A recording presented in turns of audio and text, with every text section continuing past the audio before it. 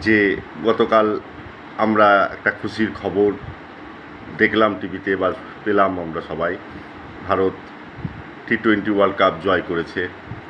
পিছনকার world কাপে আমাদের যে জ্বালা ছিল, আমরা খুবই দুঃখ পেয়েছিলাম যে ভারত ভাগ্যের জন্য হেরে গেল।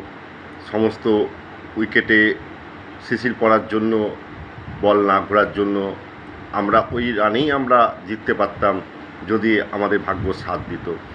আর অস্ট্রেলিয়া টিমটাকে দেখলে আমাদের জ্বালাও ধরতো যে আমাদের ঘরে এসে আমাদেরকে হারিয়ে গেছে। সেই টিমটাও আমরা ওয়ার্ল্ড কাপে টি-20তে ভারতের কাছে পর্যদস্ত হয়েছে। আর আমরা যেটা বেশ কিছুদিন এই ফাইনালে গিয়ে আমরা হেরে যাচ্ছিলাম, গতকাল আমাদের ভারতীয় টিম সেই আমাদের জয়ের মুখ দেখিয়েছে। আমরা বিশ্ব টি-20 ক্রিকেটে এখন ওয়ার্ল্ড চ্যাম্পিয়ন। এটা আমাদের সবাই আমরা ভারতবাসী হিসাবে গর্ব অনুভব করছি, আমরা গর্বিত তার জন্য। আর এটাও বলবো যে কালকের ম্যাচ প্রায় আমরা হেরেই গেছিলাম।